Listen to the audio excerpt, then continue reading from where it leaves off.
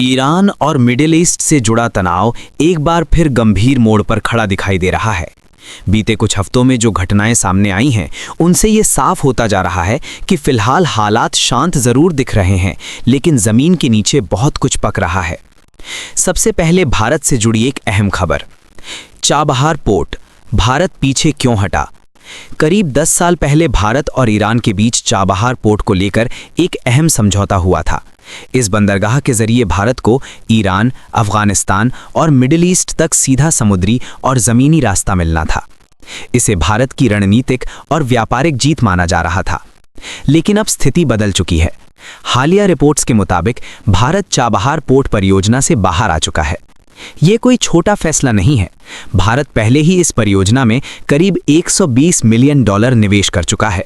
ये रकम बिना किसी शर्त के दी गई थी, यानी इसके वापस मिलने की कोई संभावना नहीं है। इसके बावजूद भारत ने इस परियोजना से दूरी बना ली। निष्पक्ष और भरोसेमंद वर्ल्ड न्यूज़ के लिए इस चैनल को सब्सक्राइब करें और वीडियो को लाइक ज़रूर करें। सवाल उठता है, आखिर क्यों? अमेरिकी दबाव और भारत की मजबूरी।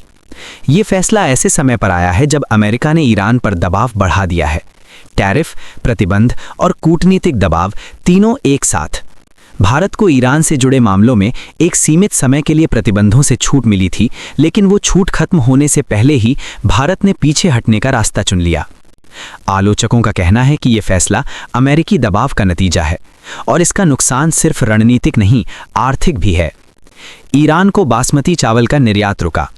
चाबहार के साथ साथ एक और बड़ा असर सामने आया है। ईरान भारत से बासमती चावल का सबसे बड़ा खरीदार रहा है, लेकिन अब ईरान को बासमती चावल भेजना लगभग बंद कर दिया गया है। नतीजा ये हुआ है कि घरेलू बाजार में बासमती चावल की कीमतें गिर गई हैं। निर्यातकों का हजारों करोड़ का कारोबार खतरे में पड़ गया है। भविष्य में ईरान का बाजार दूसरे देशों के हाथ जा सकता है। एक बार अगर कोई बाजार हाथ से निकल जाए तो प्रतिबंध हटने के बाद भी उसे वापस पाना आसान नहीं होता। चाबहार क्यों अहम था? चाबहार पोर्ट ईरान के सिस्तान बलोचिस्तान इलाके में स्थित है। ये इलाका भारत को सीधे अफगानिस्तान और मध्य एशिया से जोड़ता था, पाकिस्तान को बाईपास करते हुए। यानी रणनीतिक फायदा, व्यापारिक रास्ता, क्षेत्रीय प्रभाव, इन तीनों के लिहाज से चाबहार भारत के लिए बेहद अहम था। लेकिन अब ये रास्ता लगभग बंद हो चुका है। क्या इसके पीछे और भी वजहें हैं? कुछ विश्लेषक मानते हैं कि ये फैसला सिर्फ अमेरिकी दबाव तक सीमित नहीं है। मिडिल ईस्ट के दूसरे बंदरगाहों, खासकर इजराइल के हाइफा पोर्ट से जुड़ी कारोबारी दिलचस्पियों का भी जिक्र किया जा रहा है। ये तर्क दिया जा रहा है कि मिडिल ईस्ट में वैकल्पिक रास्ते खुलने से कुछ बड़े कारोबारी हितों को नुकसान हो सकता था। सच क्या है ये पूरी तरह साफ नहीं है, लेकिन सवाल जरूर उठते हैं। ईरान पर हमला क्यों टला? अब आते हैं इस पूरी कहानी के सबसे बड़े सवाल पर। पिछले कुछ समय से ये आशंका जताई जा रही थी कि अमेरिका और इजराइल ईरान पर सीधा हमला कर सकते हैं, लेकिन फिलहाल ऐसा नहीं हुआ। क्यों? खाड़ी देशों का दबाव। कतर, ओमान और सऊदी अरब जैसे देशों ने खुलकर संकेत दिए कि ईरान पर हमला पूरे क्षेत्र को आग में झोंक सकता है। खास तौर पर सऊदी अरब के लिए ये स्थिति बेहद नुकसानदेह हो सकती थी।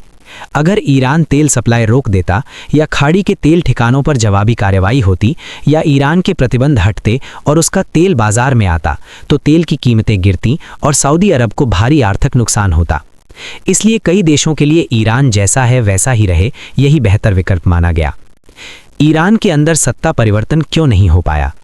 एक और बड़ी वजह यह रही कि ईरान के अंदर जिस तरह के विरोध और अशांति की उम्मीद की जा रही थी, वो सत्ता पलटने की स्थिति तक नहीं पहुंची। रिपोर्ट्स के मुताबिक सेना विभाजित नहीं हुई, बड़े नेता टूटे नहीं, शासन तंत्र कायम रहा। ये आकलन सामने आया कि हमला करने से तबाही तो होगी, लेकिन सत्ता परिवर्तन नहीं। यही वजह है कि फिलहाल सीधे हमले से कदम पीछे खींचे गए हैं। लेकिन खतरा टला नहीं है। ये समझना जरूरी है कि हमला टलना और खतरे का खत्म होना दोनों अलग बातें हैं। अमेरिकी सैन्य गतिविधियां अब भी जारी हैं, समुद्री तैनाती बढ़ाई जा रही है। संदेश साफ है कि हालात बदले तो कार्यवाही हो सकती है। विशेषज्ञों का मानना है कि ईरान को अंदर से कमजोर करने की कोशिशें जारी रहेंगी। गुप्त ऑपरेशन, आर्थिक दबाव और कूटनीतिक चालें चलती रहेंगी। यानी ये सिर्फ एक विराम है, अंत नहीं। फिलिस्तीन और आगे का रास्ता। ईरान के मुद्दे का सीधा असर फिलिस्तीन पर भी पड़ता है। जब भी ईरान पर दबाव बढ़ता है, फिलिस्तीन पर हमले तेज होते हैं, और जब ईरान मजबूत दिखता है तो संयम बढ़ जाता है। फिलहाल युद्ध विराम की बातें जरूर चल रही हैं, लेकिन जमीनी हालात बदले नहीं हैं। राहत सामग्री अब भी अटकी हुई है, हमले पूरी तरह रुके नहीं हैं, तनाव बना हुआ है। आखिरी बात, फिलहाल तस्वीर यही है कि ईरान पर हमला टला है, खत्म नहीं हुआ।